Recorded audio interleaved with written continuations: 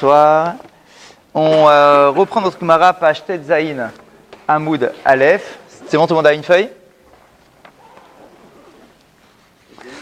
Pour ceux qui n'étaient pas avec nous la semaine dernière, je vous conseille vivement de reprendre la vidéo de la semaine dernière. Et on continue directement aujourd'hui. On est donc au tiers de la page.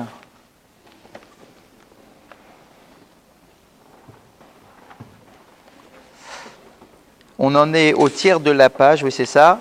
Une ligne qui commence par li. Une ligne qui commence par li. Et au milieu de la ligne, velama. Une ligne qui commence par li. Et au milieu de la ligne, velama. Ah oui, dans votre édition, c'est compliqué à trouver. Eh oui, parce que vous n'avez pas les mêmes... C'est bon, c'est bon? On peut y aller? Très bien. Velama notnim efer berosh kol echad ve'echad. La question qu'on pose maintenant est de savoir pourquoi. Est-ce que pendant les 7 derniers jours de jeûne, pourquoi est-ce qu'on a cette obligation de mettre de la cendre sur la tête de tous les fidèles? Pligaba, il y a une marloquette pour le savoir, pour l'expliquer. Rabbi Levi bar Chama ve Rabbi Hanina. Il y en a deux qui sont en marloquette. Chadamar, un dit un qui vient dire on met de la cendre sur nos têtes pour dire à Kadosh Baruch Hu, ben voilà, on est comme de la cendre devant toi, on n'est rien. On n'est rien, on n'a pas d'eau, on va tous mourir, on n'est rien, on est comme de la cendre, comme de la poussière devant toi. Vechadamar, le deuxième vient nous dire, et c'était par rapport au sujet du cours de la semaine dernière, et le deuxième vient nous dire, c'est pour nous rappeler le mérite du sacrifice d'Yitzhak. La cendre que l'on met sur la tête vient rappeler le sacrifice d'Yitzhak, comme on avait dit, qui est considéré aux yeux d'Akadosh Baruch Hu comme étant sacrifié. Comme s'il avait été brûlé par Abraham. Puisqu'on considère, et on le dit dans la Tfila de Rosh Hashanah, d'accord, que le tas de cendres de Yitzhak est posé devant les yeux d'Hachem. On va dire, mais Yitzhak n'a pas été brûlé. D'après le Pshat, c'est comme s'il avait été brûlé. C'est-à-dire que la volonté d'Abraham était tellement pure, et celle d'Yitzhak également, d'accord, que c'est comme s'il avait été brûlé devant Kadosh Baruch Hu. Donc, pourquoi est-ce que pendant ces jours de jeûne, on met de la cendre sur la tête? Pour deux raisons. Enfin, deux interprétations différentes. Un vient nous dire parce qu'on est comme de la poussière. L'autre vient nous dire non, c'est pour nous rappeler le sacrifice d'Yitzhak. Maï Benayhu, à quoi bon ces deux interprétations? C'est quoi la différence entre les deux? Bon, c'est à peu près pareil. Il y en a un qui me dit, bon, c'est pour montrer qu'on est comme de la poussière, l'autre vient me dire que c'est pour se souvenir du sacrifice d'Yitzhak. D'accord? Quelle est la différence de fond entre ces deux interprétations-là, ces deux opinions? Ika benayhu afar stam. Hey, il y a une grosse différence. La grosse différence entre les deux, c'est quoi? C'est afar stam, de la poussière. C'est-à-dire, d'après celui qui dit que le but recherché en mettant de la cendre sur notre tête, que le but recherché, c'est de montrer à Hachem qu'on est comme de la poussière. Ça veut dire quoi? Ça veut dire que d'après cette opinion-là, je peux prendre de la poussière de la terre, la mettre sur ma tête, et c'est bon. La symbolique est la même. La cendre, la poussière, c'est la même symbolique. Alors que d'après la deuxième interprétation, qui me dit que non, c'est en souvenir du sacrifice d'Yitzhak, ça veut dire que ça ne peut être que de la cendre qui est utilisée, mais pas de la poussière de la terre. Parce que si jamais je n'ai pas de cendre, ça ne servirait à rien, d'après la deuxième interprétation, de prendre la poussière de la terre et de la mettre sur la tête. Ça n'a aucune symbolique. Puisque la symbolique, c'est de se souvenir du sacrifice d'Yitzhak. Donc il faut un truc qui ressemble au sacrifice d'Yitzhak. D'où ce qu'on avait expliqué la semaine dernière, avec de la cendre d'un ossement humain. D'accord, comme on l'avait expliqué. Ensuite, lama yotzi le bet hakvarot. Rappelez-vous, on avait vu la semaine dernière également que pendant ces jours de jeûne, on allait également au cimetière. Donc non seulement on est dehors, on prie dehors, on met de la cendre sur la tête de tout le monde, etc. Et en plus, on va au cimetière.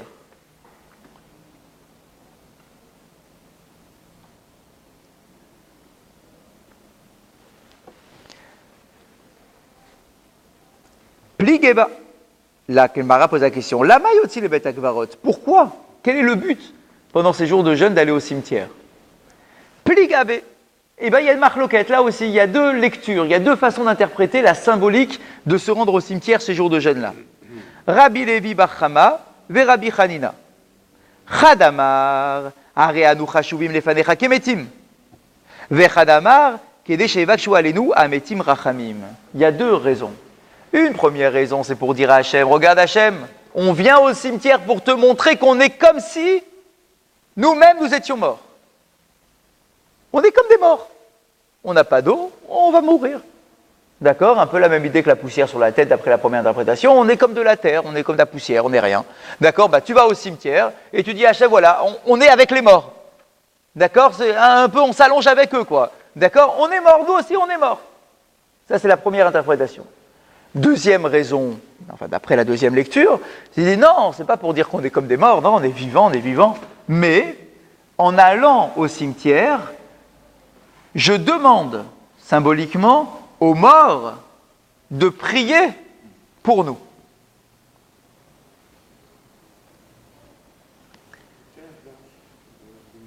Ah bah elle est énorme. Ah bah oui, elle est énorme. Parce que les morts, eux, ils sont déjà au Gan Eden. Ils sont déjà au Gan Eden, ça veut dire qu'ils ont déjà lavé leurs fautes, etc. Ça y est, tout est déjà réglé pour eux, en tout cas pour la plupart. D'accord? Donc ça veut dire quoi? Ça veut dire que ceux-là, ils sont propres. Donc en allant au cimetière, on va évoquer le souvenir de nos morts, d'accord, nos parents, nos machins, d'accord, tous nos morts qui sont là, et ils vont intercéder en notre faveur auprès d'Akadosh Baruch Hu. Et eux, peut-être que tu vas les écouter, parce qu'eux, ils n'ont pas de faute. Nous, on a des fautes a priori, puisqu'on n'a pas de pluie. Ah, sauf quand il y a une urgence. Ah bah ouais, c'est exceptionnel. C'est comme quand on va au kéver d'un tzaddik, d'accord, pour lui demander de prier pour nous, bah c'est un peu la même idée. Je viens, voilà, leur demander d'intercéder en ma faveur, d'intervenir auprès d'Hachem, pour dire, regarde, tes enfants sont en train de mourir de soif et de faim. D'accord, tu peux pas les laisser comme ça. Donc c'est un peu ça l'idée. Maï Benayhu, on pose exactement la même question. Quelle est la différence entre les deux interprétations? Bah ça va, c'est la même idée, quoi. On va au cimetière. Que tu me dises que c'est parce que je suis considéré comme un mort moi-même, ou bien que les morts puissent prier pour moi, bon, c'est un peu la même idée. Quelle est la différence entre les deux? Ika benayhu, kivre akum.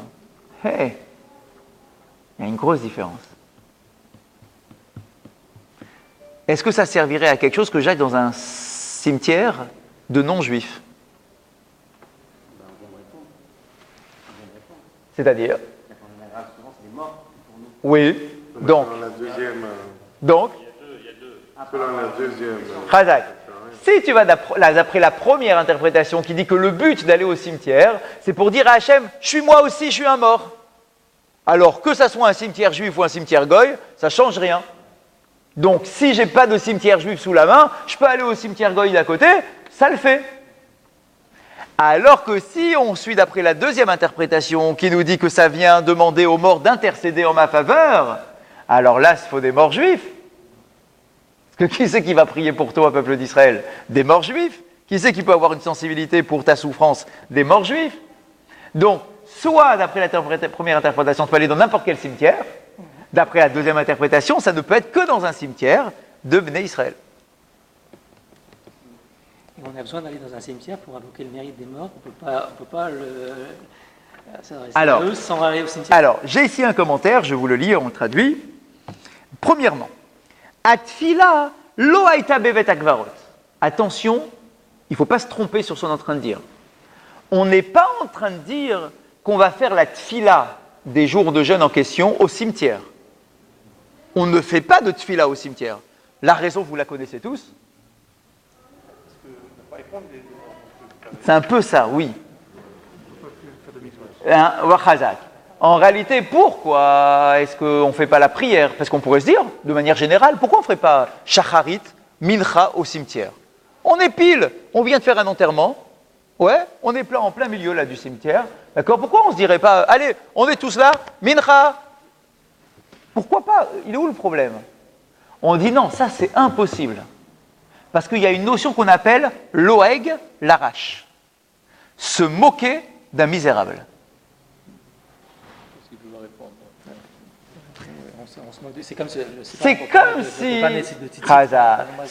si tu te moquais d'eux. Eux, ils sont malheureux, ils ne peuvent plus répondre. à ta prière. Toi, tu es là, sous leur nez, et tu fais une prière, un kaddish, un machin, mais ils ne peuvent pas répondre. Tu te moques du monde ou quoi? C'est comme s'ils étaient là en train de dire « Oh, mais vous nous embêtez là, on voudrait bien répondre nous aussi. » Oui, oui, mais et? Mais en réalité, mais en fait, rappelez-vous ce qu'on...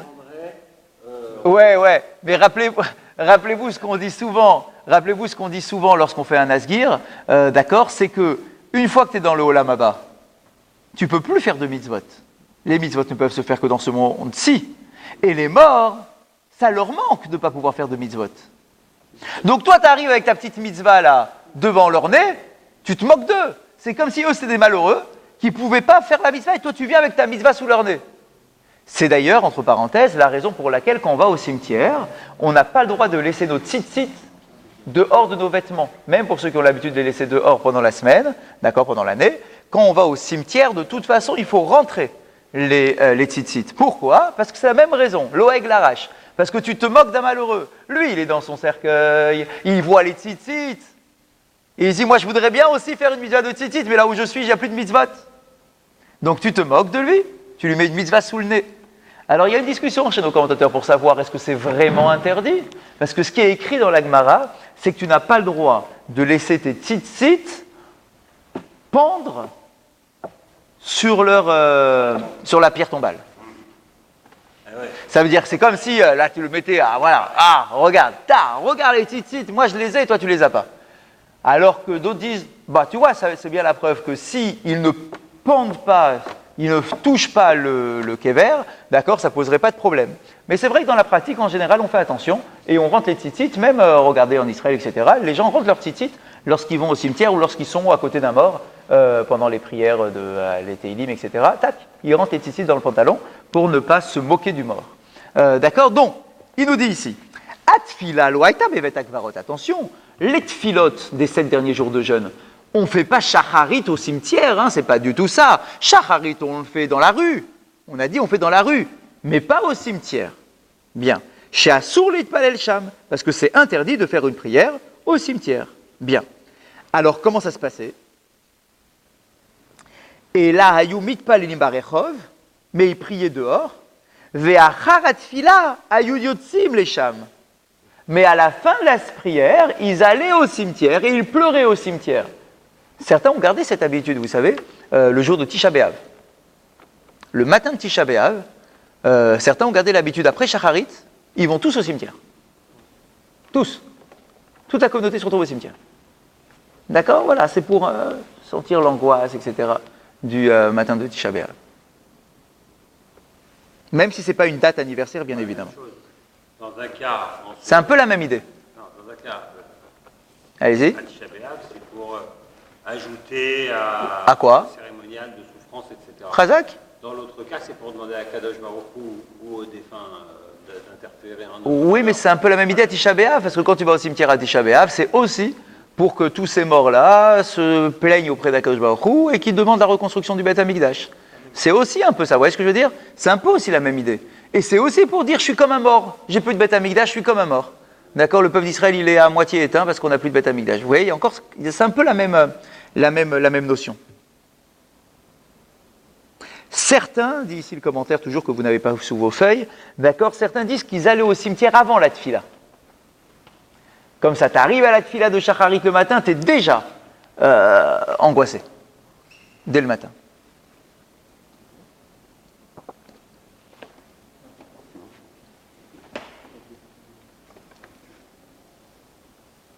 Très bien.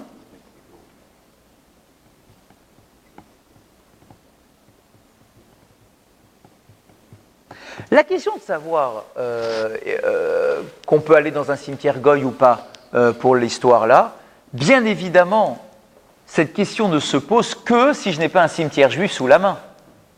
Si tu as un cimetière juif sous la main, même d'après la première interprétation qui nous dit que le but c'est juste de montrer qu'on est comme un mort, c'est évident que c'est quand même mieux d'aller dans un cimetière juif.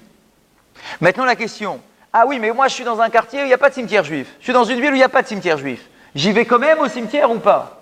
D'après le premier pshat, oui. D'après le deuxième, ça ne sert à rien.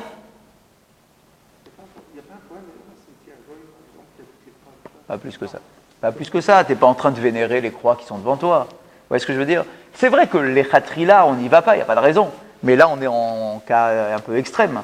D'accord? Donc là, oui, ça pose un problème. Mais sinon, effectivement, on essaye de ne pas se retrouver devant une croix, d'accord? Mais de toute façon, je ne suis pas en train de me prosterner, je ne suis pas en train de vénérer la croix qui est devant moi. D'accord? Donc il n'y a pas de issour en tant que tel, quoi. Là, pour preuve, c'est qu'ils y allaient. C'est interdit de rentrer dans une église, par exemple. Ah, une église, c'est différent. Ou on ne fait pas. Une église, c'est différent. On ne fait rien, on rentre pour visiter. Ah non, ça s'interdit. Ça s'interdit quoi qu'il arrive. Pourquoi? Parce que la halakha considère qu'une église, c'est un lieu d'avodazara. Et le lieu d'avodazara, dans la Torah, je n'ai pas le droit d'y mettre les pieds. Même pour visiter. Justement, pour visiter, c'est encore pire quelque part. Pourquoi? De peur que tu découvres des choses là-bas et que tu voudrais plaquer ton service d'Hachem par rapport à ce que tu as vu en disant « Ah tiens, c'est pas mal, pourquoi on ne servirait pas Dieu comme ça? C'est pas mal ce cérémonial, pourquoi est-ce qu'on ne ferait pas quelque chose de similaire chez nous ?» Donc pour ne même pas avoir envie d'imiter le comportement dans leur service, d'accord, c'est pour ça que, voilà, il faut pas y rentrer. En tout cas, la halakha, elle tranche comme ça, clairement. Oui. Si c'est une personnalité. Ah, ça, pas pour un monsieur juif comme nous, c'est sûr que non. Que ce soit un responsable communautaire comme à l'époque du roi Vinci Truc, je pense que c'est à ça que vous parlez, de penser, d'accord, parce que c'était à l'époque de la mort de Gaston de Fer, il avait fait tellement de choses positives pour la communauté juive qu'il avait demandé, il avait posé les chélotes, il l'a pas fait lui-même, d'accord, au grand de la génération, je ne sais plus quel était le rave en question, mais qui lui avait dit que tu as le droit d'y aller, etc. Mais parce qu'il avait une sorte de, voilà, c'est le responsable de la communauté juive, etc. Mais que nous, simples juifs, on y aille, c'est sûr que non. Une parenthèse. Ouais. Vous allez me l'évacuer, mais c'est pas grave. Votre explication, elle ne me suffit pas. C'est une des raisons, je n'ai pas dit c'est la raison. Pourquoi je vous dis ça? Dites. Parce que je sais qu'on ne peut pas rentrer visiter une église, Ouais. mais on peut rentrer prier dans une mosquée. Oui, bien sûr. Donc, c'est pas juste une question de service. Il doit y avoir autre chose. Bah oui, parce que c'est un lieu d'avodazara. La mosquée n'est pas un lieu d'avodazara. Je suis d'accord. Chazak. Et aussi, d'imiter un comportement que j'ai puisé dans une maison d'idolâtrie pour Akadosh Baruch Hu, ça c'est pas possible. Vous voyez ce que je veux dire? Mais d'imiter à la rigueur un comportement qui viendrait d'une mosquée qui n'est pas idolâtre, c'est pas gênant en soi. C'est une sorte de soumission, l'islam, machin, d'accord? Une sorte de soumission, pourquoi pas? Mais de prendre d'un système idolâtre, ça c'est pas possible. Voir des photos, on peut, d'un endroit. Oui, ouais. Bon, c'est très Ça bien. va. Je ne sais pas comment on peut se retrouver là-bas. Si. Non, enfin, j'imagine bien, mais. Mais à ce qui paraît, il y en a partout. À ce qui paraît, tout. Non, il y a des temps. Donc tu rentres pas dans les temps. Ouais, mais à ce qui paraît, c'est. Les visites, c'est ça. C'est ça, il n'y a que ça à visiter, quoi. Ah oui, c'est pareil. Ah oui, et comment? Ah oui, et comment? D'accord, c'était le fameux problème des perruques des femmes, là. Vous avez entendu le gros scandale des perruques? Non, ça a défrayé le monde orthodoxe. C'était un gros scandale. Moi, j'ai vu une étude approfondie sur le sujet, mais vraiment très approfondie, un truc de 100 pages sur ça, impressionnant. Pourquoi? Parce qu'il s'est avéré que la plupart des perruques à cheveux naturels, humains, d'accord, viennent d'Inde, parce qu'ils ont mais vraiment, exactement, mais eux, ils le font, c'est dans un service idolâtre qu'ils le font. Et on a les photos, les machins, si, c'est une réalité. Tu vas dans le temple idolâtre, en fait, tu offres tes cheveux en l'honneur de tel ou tel dieu. Et il y a des divinités, il y a des posters, des machins, tu es là-bas, et c'est les prêtres ou les responsables du culte qui sont là et qui coupent les cheveux. Et ensuite, qu'est-ce qu'ils font de ces cheveux-là? Ils les mettent dans le commerce, dans le marché des perruques. Et il s'est avéré que la plupart des femmes juives orthodoxes qui se retrouvaient avec des perruques qui étaient vendues, étaient avec des perruques qui servaient à l'idolâtrie, des cheveux qui servaient à l'idolâtrie. Ah bah ils ont tout brûlé. Ah bah ils ont tranché merde, hein. Brûlé. Il y a eu ils ont des trucs entiers où chacun venait jeter sa perruque, c'était des trucs de fou. Et ah oui. Le Rav Ovadia Yosef Oui, bien sûr, il a dit de brûler. contre les perruques. Oui, non, c'est ça un autre sujet. Contre les perruques. D'accord, brûler. Ça a fait un truc fou. D'accord, tout le monde a brûlé sa perruque, c'était un truc de dingue. Toutes les femmes devenaient folles, les femmes religieuses, orthodoxes. Il a fait une vidéo où il s'énerve sur ça, il a dit Ah, Il a eu des cas. Il a dit, même quand on passe devant une église, des fois on entend les cloches. normalement. Faire très attention. Même les cloches d'une église pourraient détourner quelqu'un. Ah, Et il a eu un cas où un rapport issu s'est détourné de... Ouais, ça veut dire que sur le fond, je ne peux pas utiliser un lieu d'idolâtrie, d'accord, pour être un repère pour moi, quel que soit le repère. Que ça soit un truc pour y aller, que ça soit un truc pour la beauté, que ça soit pour la construction, pour visiter, que ça soit un repère pour donner une adresse en disant c'est en face de l'église. D'après la halakha, j'ai pas le droit. T'as pas le droit de prendre pour référence une église. Ouais, ou dans la rue. D'accord, c'est compliqué, c'est très compliqué. D'accord, tu tournes à droite derrière l'église, c'est problématique. Il y a 3 jours. Hein? il y a l'église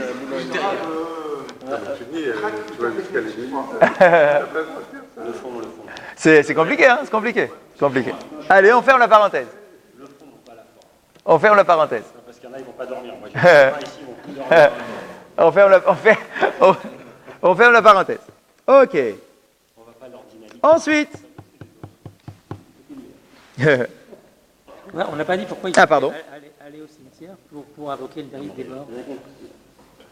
Ah, parce que tu es au Macom. C'est le Macom, tu es chez eux. C'est leur Macom. On ne pourrait pas le faire sans aller Ça sur paraît. place. C'est comme si tu dis pourquoi tu as besoin d'aller sur la tombe de Rabbi Meir pour prier Rabbi Meir. On dit c'est son Macom quand même. C'est quand même mieux. D'accord? Pourquoi on va tous se casser la tête pendant des milliers de personnes à aller chez Rabbi Shimon Bar Yochai? Reste chez toi, tranquille, et tu penses à lui. Non, parce qu'il y a quand même quelque chose de plus. Ok? Donc là, c'est un peu la même idée. Va au cimetière, reste pas chez toi. Va au cimetière, en plus, ça te rajoute une couche d'angoisse. D'accord? Donc comme ça, tu as tout pour essayer de faire pencher du bon côté. On continue. en anglais. Maï Haramoria. Alors là, un cheveu sur la soupe. Un cheveu sur la soupe. Pourquoi est-ce qu'on appelle le Haramoria Haramoria? C'est le mec qui l'a construit. Hein, Razak, donc là où a été sacrifié Yitzhak. D'accord? Pourquoi on l'appelle Haramoria? Vous allez me dire, mais quel rapport mettons avec le sujet? Tu es en train de me parler des jours de jeûne, des machins. Quel rapport mettons avec le Har Sinaï ou le Haramoria? Parce que ça peut être la même chose. D'accord? Quel est le rapport? Vous allez comprendre tout de suite pourquoi. Pligabé. Il y a une marloquette pour savoir pourquoi on l'appelle Haramoria. Et les auteurs de la marloquette, en fait, c'est tout simplement les mêmes auteurs qu'on a vus les 2 fois précédentes. Donc, puisqu'on est en train de les citer, allez, vas-y, donne le dernier enseignement qui est en leur nom, parce que où est-ce qu'on va le mettre sinon cet enseignement-là? Là, on est lancé, on a déjà eu ce truc-là. D'accord? On est en train de parler d'un rave ou d'un enseignement rapporté par un rave. Bon, puisqu'on est en train de parler de lui, on va jusqu'au bout. Donc, on pose la question, on en profite d'ailleurs, du coup. Pligabé, il y a une marloquette entre Rabbi Levi Bar Chama et Rabbi Hanina, sont toujours les deux mêmes. Chadamar, Ar Sheyatzemimenu Hora'a le Israël. Ah, pas mal. Haramoria, ça vient du mot Hora'a. Hora'a, c'est enseignement. C'est de là que le peuple d'Israël a reçu tous ces enseignements.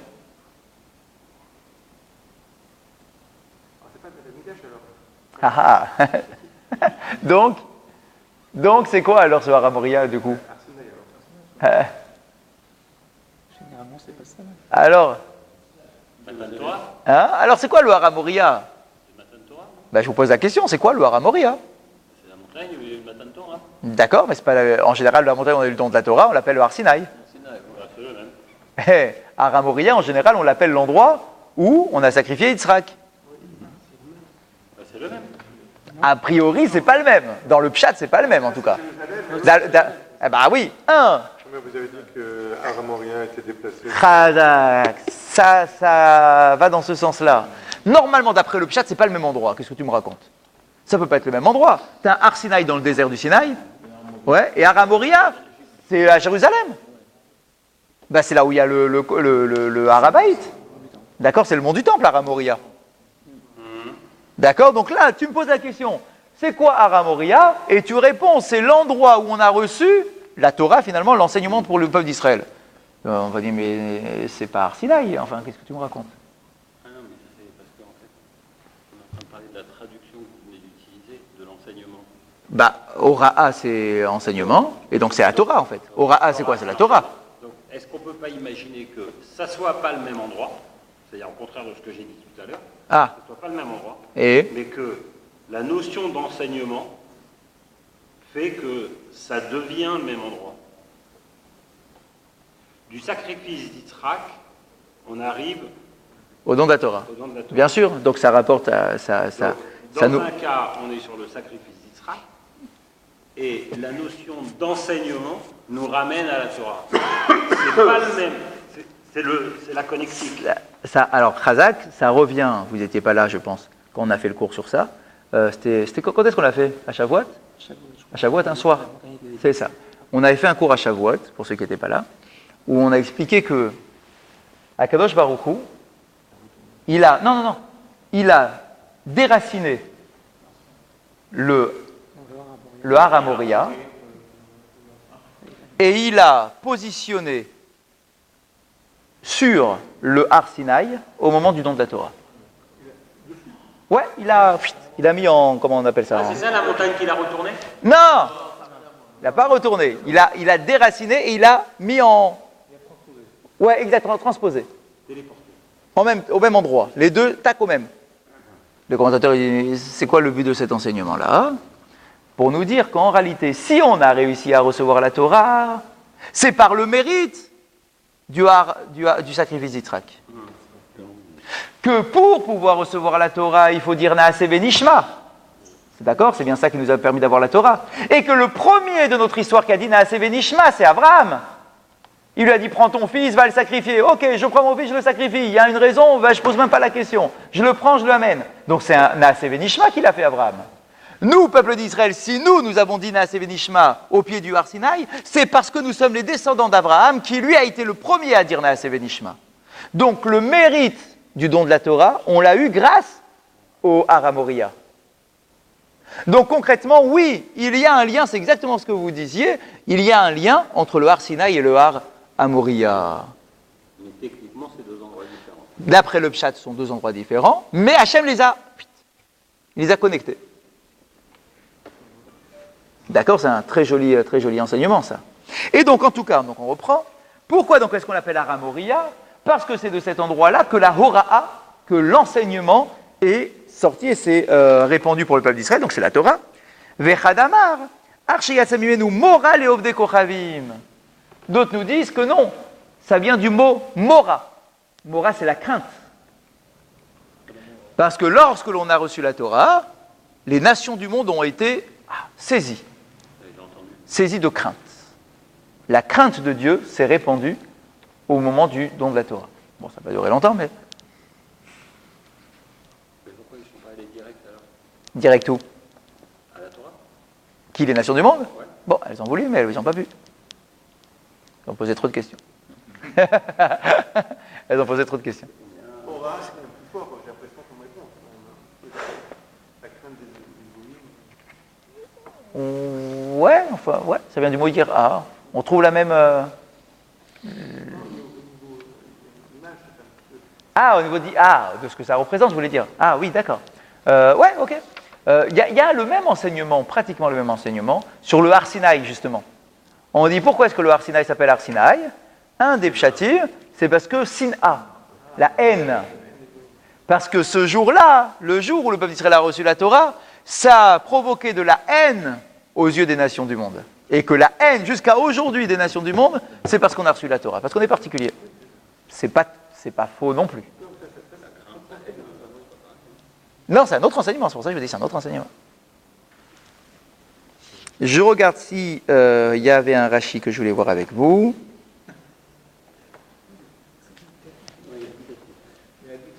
Ah, sur quoi? De quoi? Rien dit, il a rien dit. Il a pas de... C'est le garde des commandements. Voilà. Regardez Rashi. Rashi, il est dans le chat. Rashi, il n'a pas envie de te dire, ça l'embête, de te dire que Hachem, il a déraciné ton Arsinaï, qui te l'a mis, enfin le Haramoria, qui te l'a collé sur le machin. Mais il est coincé, Rashi. Il dit, mais c'est quoi la Hora'a? La Hora, c'est l'enseignement, donc a priori, c'est la Torah, non? Donc il dit, mais je comprends pas, Haramoria, c'est pas là qu'on a reçu la Torah. Regardez Rashi, il reste dans le chat. Regardez ce que dit Rashi. Chadamar har sheyatsa Hora'a. Donc il y en a un qui dit que c'est la montagne à partir de laquelle l'enseignement est sorti. Alors de quel enseignement on parle? Torah, les Israël. On parle bien de la Torah. Alors toi tu vas me dire, Torah, mais c'est pas Haramoria, c'est Arsinaï. Qu'est-ce que tu me racontes? Rashi, il tient. Ki mitzion tetze Torah. De Jérusalem aussi, il y a la Torah qui sort. Il y avait le Sanhedrin à Jérusalem, il y avait le Beth Amikdash. Donc oui, l'enseignement sort aussi de Haramoria. C'est pas forcément Arsinaï. On ne parle pas de Arsinaï ici, on parle de Haramoria. Et oui, ça correspond à ce qu'on vient de dire. L'enseignement sort du Haramoria. D'accord? Donc Rachid est très cohérent aussi, hein? Parfait même avec le pshat. C'est plus. C'est le pshat, c'est bien, c'est très bien, ça tient très bien. Il n'y a pas le petit plaisir de l'histoire d'un Sevenishma, mais voilà, il n'est pas porté par l'Agmara ici, donc Rachid rentre très bien. C'est-à-dire qu'il pose d'autres questions, et au lieu de répondre que Hachem a déconnecté le machin, d'accord, parce que ce n'est pas le derrière de Rachid, il te dit non, pas du tout. En fait, Jérusalem, c'est un endroit d'enseignement. Vous sonnez la pagaille. Mais vous êtes là pour ça. Torah écrite, Arsinaï, Torah orale, Haramoria. Ouais, ça colle aussi, bien sûr. Ouais. C'est ça la pagaille? Vous avez déjà fait mieux.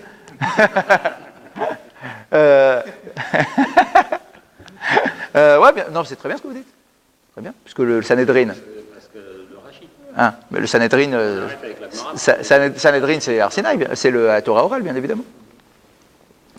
Yoru mishpatecha le Yaakov et lishkat agazit sheba amdu aneviim amochichim le Israël. Et en plus, dit Rashi, au Beth Amikdash, il y avait la chambre des prophètes. Il y a la lishkat agazit. Lishkat agazit, on dit que c'est là que les prophètes recevaient leurs prophéties. Pas tous, mais certains. D'accord, donc ils allaient là-dedans et ils avaient une prophétie. D'accord, donc c'est bien un enseignement pour Israël, ça, la prophétie. Donc, il s'en détache pas. D'accord, Haramoria, on parle bien de Jérusalem. Et l'enseignement sort de Jérusalem. Oui, Kimitzion, c'est Torah. Regardez à quel point Rashi est cohérent avec lui-même. Le deuxième chat, c'est quoi? C'est moral et obde kochavim. La crainte pour les nations du monde. Alors, nous, dans notre chat à nous, c'était le don de la Torah. Le don de la Torah a entraîné la crainte des nations du monde. Mais Rashi, lui, il ne veut pas que ce soit le Arsinaï. Il dit c'est bien le monde du temple. D'accord? Donc quel est le rapport entre le monde du temple et la haine ou la crainte des nations du monde? Rashi dit chez Shomrin, parce que les nations du monde, ils entendent Gedolot Israël, la grandeur d'Israël, avec toute l'histoire des korbanot, Dieu qui se révèle, etc. C'est la grandeur d'Israël tout de même. Virushalayim, de Israël et de Jérusalem, donc on parle bien ici de Jérusalem, ou mefachadim alehem, et ils ont peur de cela.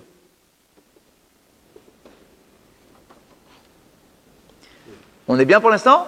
Donc Rashi, il était cohérent, deux Rashi d'affilée, c'est Jérusalem, ne me casse pas les pieds, c'est pas le Har Sinaï, c'est Jérusalem. Et une fois qu'il a dit ça, regardez ce qu'il dit. Shamati, vous savez ce que j'ai entendu? Rashi qui parle, hein. J'ai entendu Lishna Harina, un autre langage, c'est-à-dire un autre enseignement, une interprétation, un machin. J'ai entendu dire Haramoria Har Sinaï. Ah pas, génial, regardez la force. Il se mouille pas. Non, au contraire, c'est génial un Rashi comme ça. C'est qu'au début, il a tenu le pshat, c'est le truc, machin. Maintenant, si toi, ça te tracasse et que tu as peut-être eu un enseignement qui t'a dit un jour à Shavuot que le Haramoria, il a été déconnecté avec le Har Sinaï, d'accord, et bien il dit, tu sais quoi, j'ai entendu aussi. Ne crois pas que tu as un scoop que je connais pas. D'accord, moi aussi j'ai entendu que Haramoria, Har Sinaï, que c'est le Har Sinaï. Alors qu'en fait, ce n'est pas le Har Sinaï. Donc il y a une connectique, comme vous avez dit, c'était pas mal. D'accord, entre les deux. Moral et Ovdo Kochavim, Matan Torah. Et donc ça voudrait dire la crainte la crainte des nations du monde au moment du don de la Torah, du coup. Puisqu'on dit qu'on revient sur Matan Torah, au Har Sinaï, Dirtiv, Eretz Yirea Veshakata, comme on dit dans les Teilim, que lorsque Dieu a donné la Torah, la terre a ressenti la crainte d'Akadosh Baruch Hu et était tranquille. Vous êtes allé à Troyes. Oui. De qui peut avoir entendu quelque chose, Rachid? Moi, je suis allé. Alors, t'as rien. Il n'y a rien. Je suis allé au marché. Et à son époque, je crois qu'il y en avait encore moins. C'est incroyable quand même. Hein. Vous avez dit, j'ai C'est- entendu. De qui Comment il a atterri C'est quand même incroyable hein, comment la Torah a pu. Comment il a atterri à Troyes? Non, une prophétie, je veux bien, mais sinon, comment il a entendu? Comment il a Hein atterri à Troyes? Ou c'est ce qu'on dit. Il faisait du C'est pas sûr. J'ai vu des études qui disaient que c'était. En tout cas, ouais, il semblerait que. Qui s'occupait du vin. Hein. Oui, bien sûr, il a bougé. Il a été en Champagne, et après il a été en Allemagne un petit peu. Et avant, c'est un témoignage. Ah, de quoi Sous le palais de justice, j'ai visité. Ouais, il y a quoi là-bas Là-bas, justement, il y a des grottes, donc ça s'appelle en hébreu. J'ai visité. Bah ouais. Et justement, il a dit que c'était les élèves de Rachid qui étaient là-bas. Non. Si, sous le palais En tout cas, il y a des Tosfot de Reims, ça c'est sûr. Ah, c'est certain. certains. Ah oui, c'est Sous le certain. palais de justice, ils l'ont gardé exprès. Ah, sympa. Ou à Reims. À Reims. Joli. Ok. On continue. Ah oui, bien sûr. Ok, on continue. Est-ce que j'ai une petite note ici? Non, c'est tout ce qu'on a expliqué. Très bien, on continue. Ensuite, on a dit quoi? Donc, on a parlé du cimetière, on a parlé de tout ça, ça y est, c'est réglé. Ensuite, on a dit quoi? Qu'est-ce qu'on fait d'autre pendant ce fameux jour de jeûne? Azaken Shebahen, Omer Lifnem Divrei Kivushin. Vous vous rappelez, on avait dit. Ensuite, il y a le Zaken, parmi la communauté, qui sort, enfin ils sont déjà dehors tous, qui prend la parole devant tout le monde, et il leur donne des paroles d'oppression, c'est bien ça, un kivush, d'accord, des paroles poignantes, pour saisir le peuple et les faire pleurer, les machins, d'accord, pour les sensibiliser à faire teshuva de manière plus forte. Tanou Rabanan, on enseigne dans une braïta. Im yesh zaken, Omer zaken. S'il y a un zaken, alors oui, c'est le zaken qui doit le faire. Ve'im lav, mais s'il n'y a pas de zaken, dans toutes les communautés, il n'y a pas forcément un zaken dans chaque communauté. S'il n'y a pas de zaken, Omer et chacham. C'est le chacham qui va le dire, les paroles de le Dvar Torah, quoi. Ve'im lav, et s'il n'y a même pas un chacham, qui c'est qui va prendre la parole? Il n'y a pas de chacham. Omer Adam Shel Tzura. Un homme qui a un minimum de stature. Adam, Shel. Tsura, il a une tsura, une forme. D'accord, donc pas le simple fidèle, quoi. Il faut quelqu'un qui impose un peu, quoi. D'accord, donc le zaken, numéro 1. S'il n'y a pas de zaken, le chacham. S'il n'y a pas de chacham, un homme voilà, qui a un peu qui a du charisme, voilà ce que je cherche. Hein? Ah, bah merci. Merci pour la question. Le zaken, c'est plutôt quelqu'un qui est un sage, non? Plutôt qu'un Non, personnage. non, pas physique. Regardez Rachi, regardez Rachi, regardez Rachi. Regardez Rachi.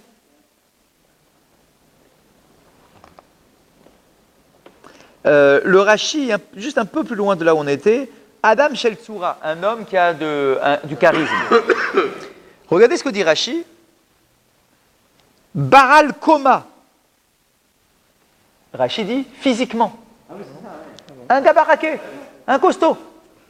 Pas un petit maigrichon. On n'a pas envie de contrarier. Ah, Chazak, ouais, exactement. Un que tu écoutes. Ouais, Béchaïf. Parce que sinon. D'accord? Baal Koma. Donc, un homme qui est baraqué, un grand. Chez Ishmeou, pour que les gens écoutent. Parce qu'effectivement, il s'impose, quoi. Un gars que les gens vont écouter. Vikabelu Devarav, l'Amrich et Alev. Pour qu'ils acceptent ces paroles, les fidèles, et qu'ils travaillent leur cœur.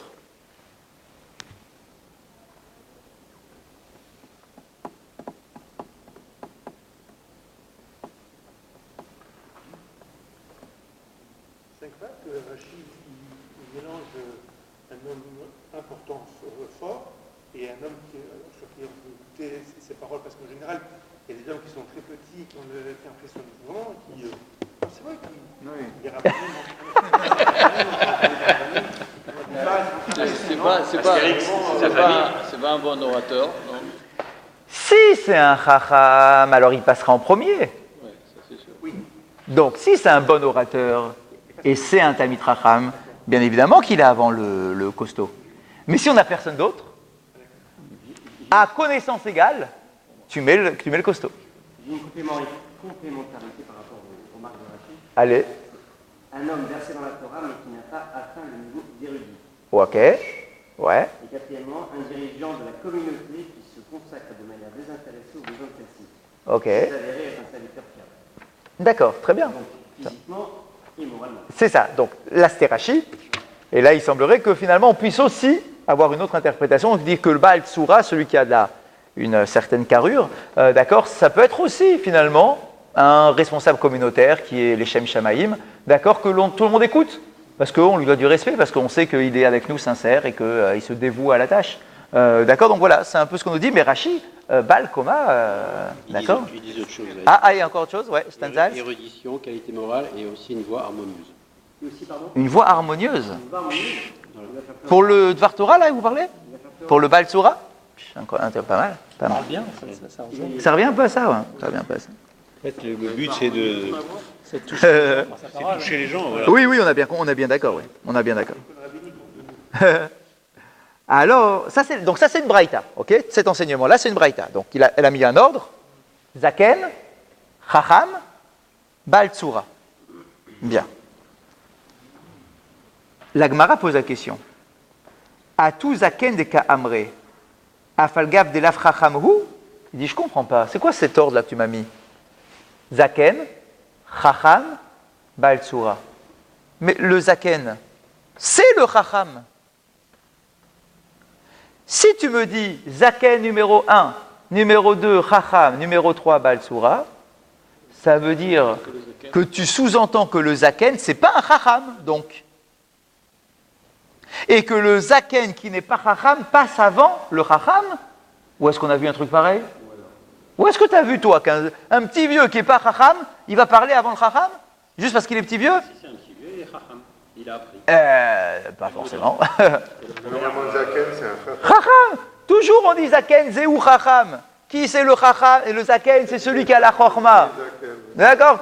Toujours. Il peut être Zaken Chacham, Alors, donc c'est la même personne, alors? Ah, donc vous voulez dire c'est un Zaken Chacham? Ah, donc il cumule. Non seulement il est vieux, donc vous voulez cumuler l'âge et la connaissance.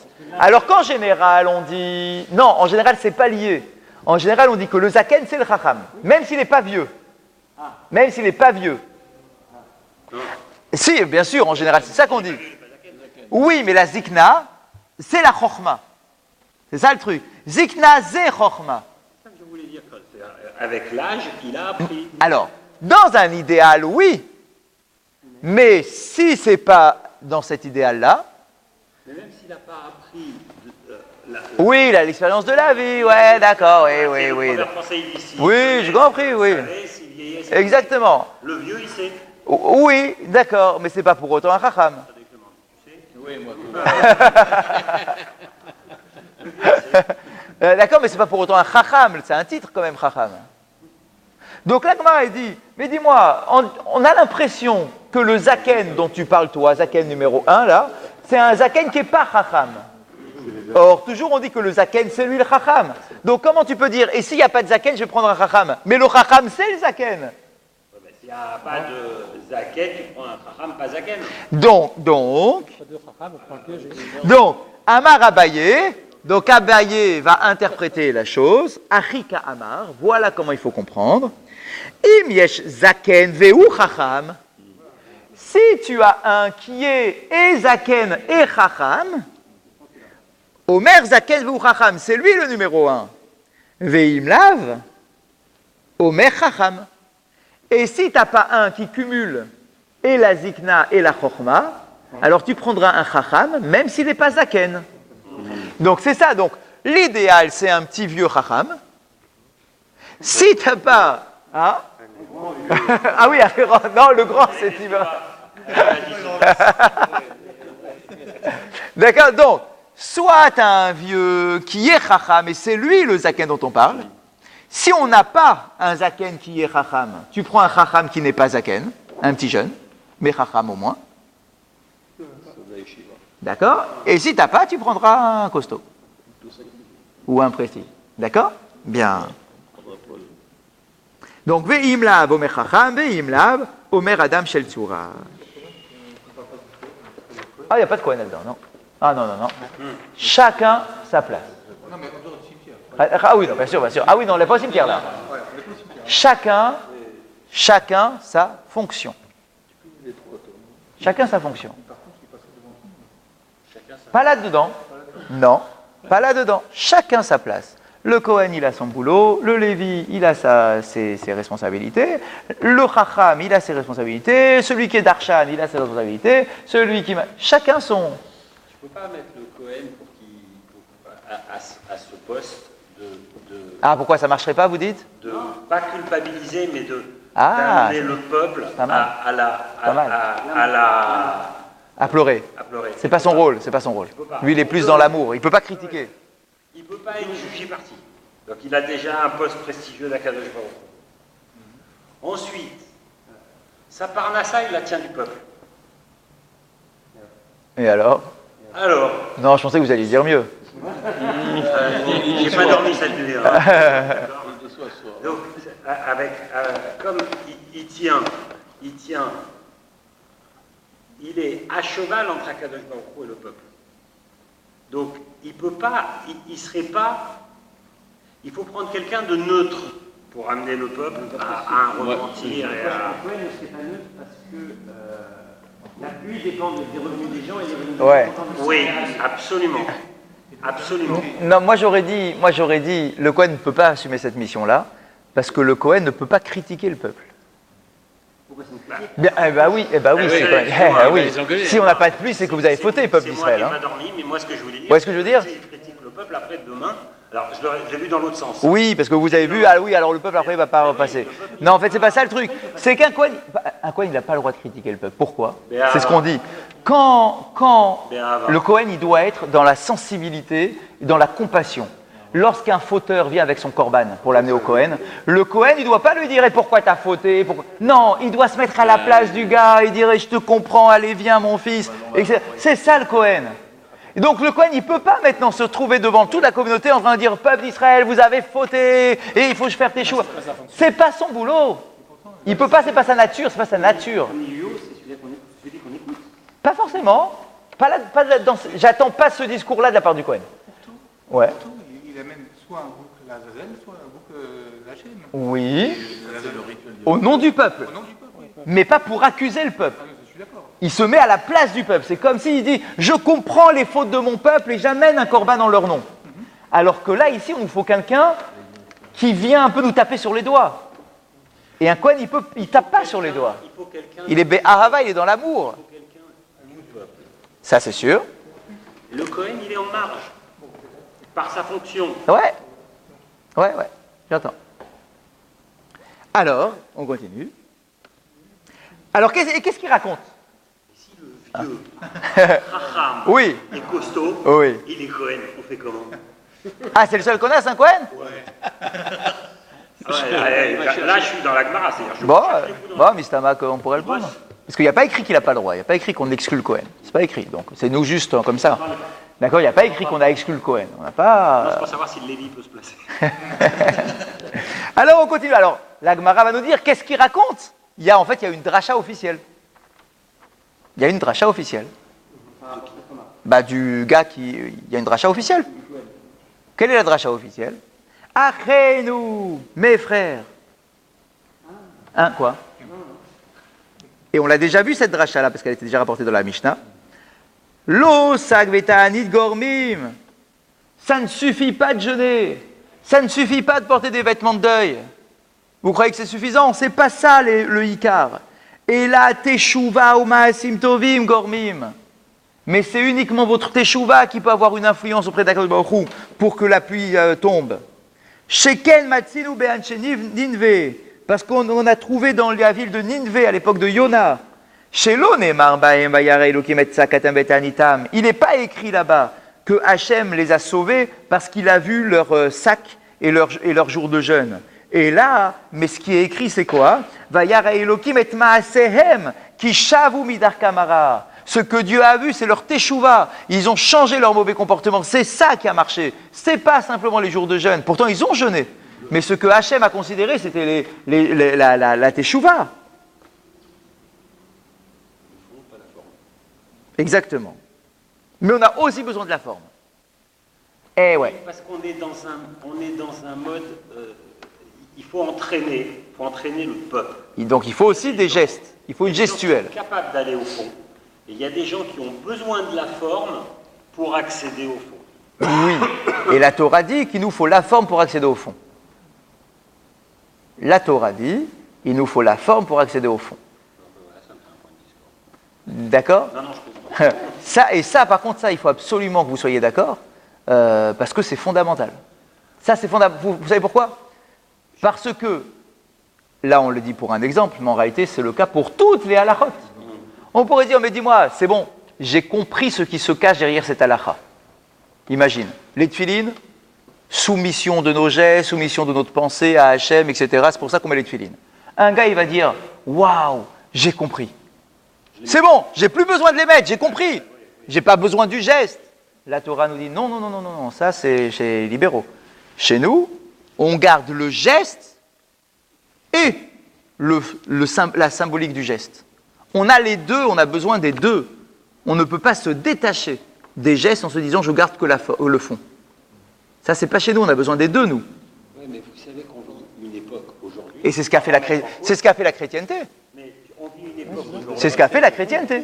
où les gens, Ils ont retiré toutes les mitzvot de la Torah, ils ont gardé que le symbole. Ça va, pas besoin de vous circoncire. Circoncision du cœur. C'est ça l'essentiel. Vous voyez ce que je veux dire? Bien sûr. Alors qu'on a les deux. Oui? non, parce qu'aujourd'hui, et on le voit chez les jeunes en particulier, il n'y a plus que la forme. C'est-à-dire que alors peut-être que le fond, ils accéderont plus tard. Oui, c'est quoi le Naas et Benishma? C'est qu'à force d'avoir la forme, tu arriveras au fond. Rappelez-vous ce fameux enseignement du Sefer HaChinuch qui est génial, d'accord, où on nous dit qu'à force de faire les mitzvot, tes gestes vont avoir une influence sur ta réflexion. Alors que les philosophes vont nous dire, mais non, pas du tout, ce qui compte, ça vient de la tête, et ça va aller jusqu'à tes gestes. La Torah nous dit non, c'est en faisant, 1 fois, 2 fois, 10 fois, 20 fois, que ça va exactement remonter dans ton esprit. Et ça va façonner ton système de réflexion. Exactement. C'est ça le Naas et Benishma. Exactement. Pour nous, la forme vient porter le fond. Et on a besoin de la forme parce que c'est la forme qui te permet de cadrer exactement ce qui est porté par c'est ce qui est recherché dans le fond. Un exemple tout bête que une fois j'avais entendu un shiur, d'accord, prends l'exemple des nazis.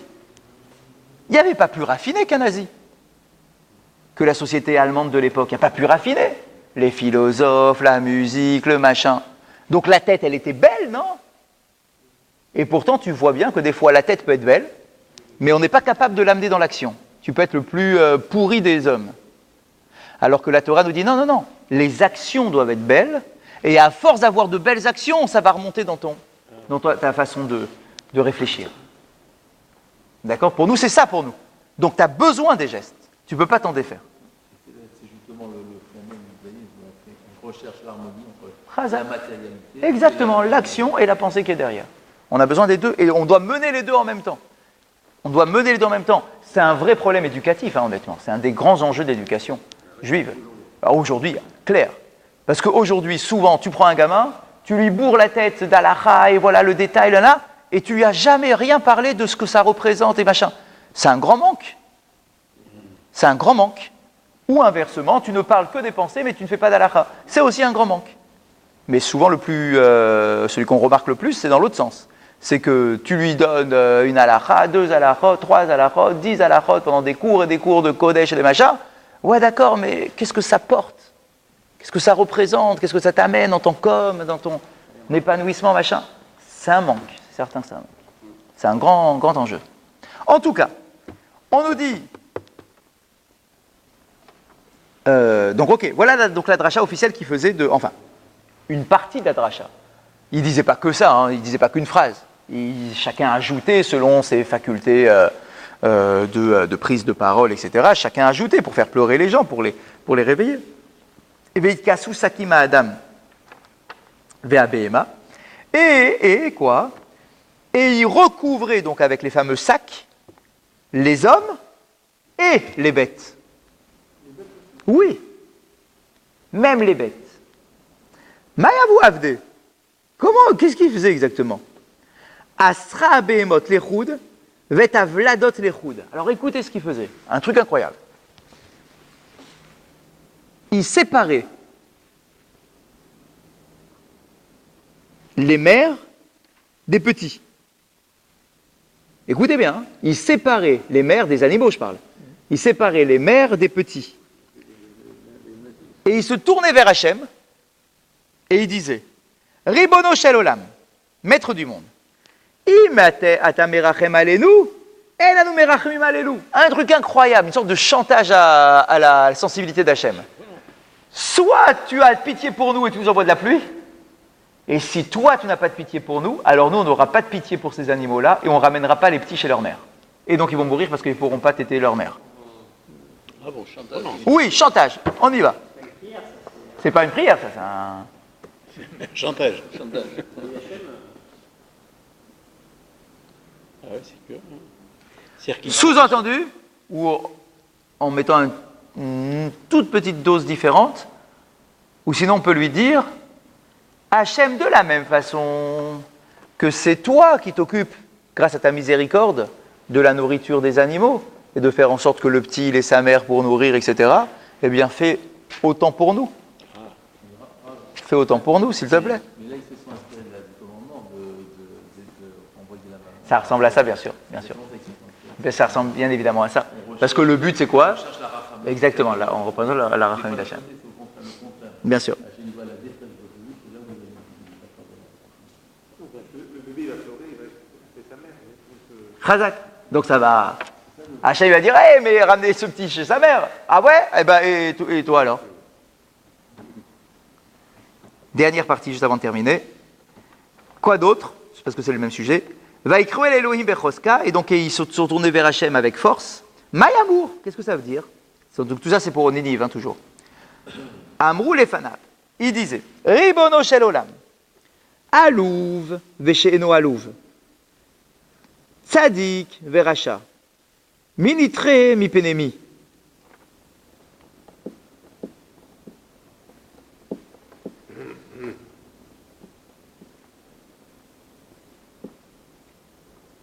Hein. Alouv, c'est celui qui se fait maltraiter, mais qui dit rien.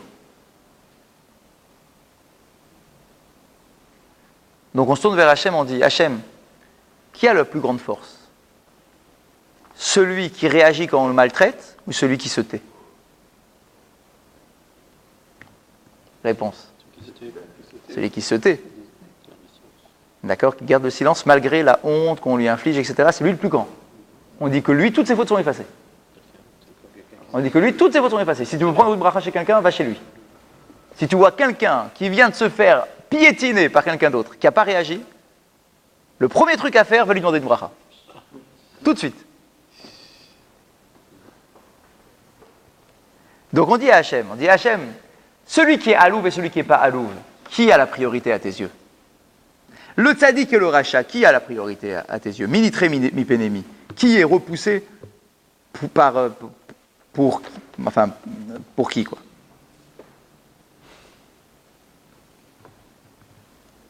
Et qu'est-ce que ça veut dire, ça? Qu'est-ce qu'on veut dire?